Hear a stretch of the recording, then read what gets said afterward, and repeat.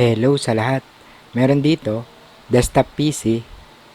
Ang issue, o ang problema nito, sabi sa akin ng may-ari, nagpa-power on daw ito, pero wala daw itong display. So, ito ngayon yung gagawin ko. At kung halimbawang ganito yung problema ng PC nyo, maaari nyong sundan yung gagawin ko rito. Basic na basic lang ito, at kahit na bata na 20 years old, kayang-kaya. Tara, at simulan na natin.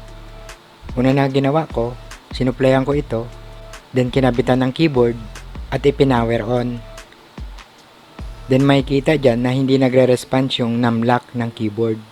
So kapag ganyan, maraming posibleng dahilan.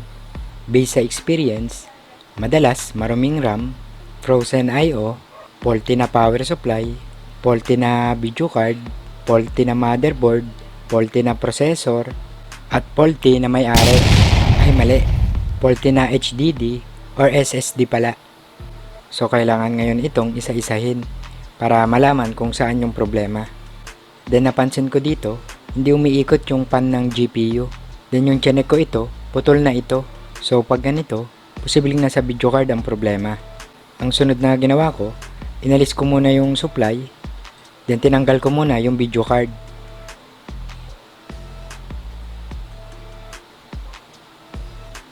Sunod, ipinower on ko ito.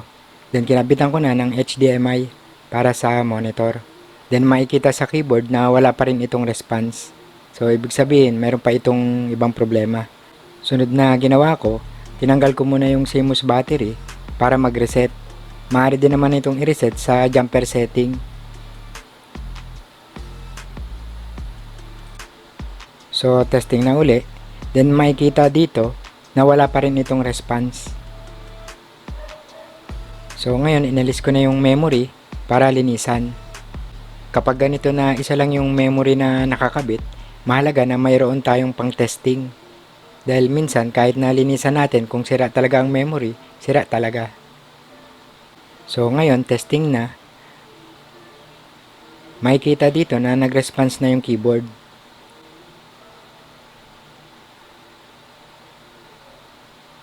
Then mayroon na rin itong display. Ngayon naman, kinabit ko na yung video card para ma-test kung working pa ito. So wala rin itong display.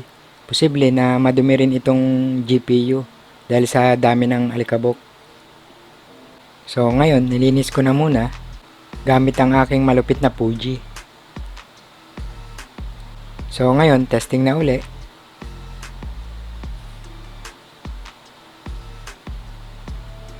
May kita na meron na itong display. So okay na to pag ganito. So hindi pwedeng patagalin ng matagal na gumagana itong GPU dahil sa wala itong pan. Posible itong ma-overheat. So na-advise ko na sa may-ari na papalitan yung pan nito or i-modify. Then na-advise ko na rin sa may-ari na kailangan ng linisan itong unit niya. Then hindi ko na ipapakita kung paano ko nilinis at minodify yung GPU.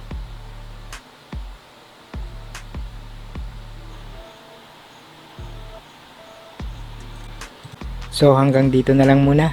Sana nakatulong tong video natin at may natutunan tayo kahit na konti, lalong-lalo na sa mga bagong tulad natin. At hi and hello na sa mga tropa, sa mga master, sa mga nag-upload ng mga totoong impormasyon, sa mga sumusuporta at mga nagtitiwalang magpagawa sa atin. Ayun. Thank you sa inyong lahat. At yun, okay na to. Okay. Okay.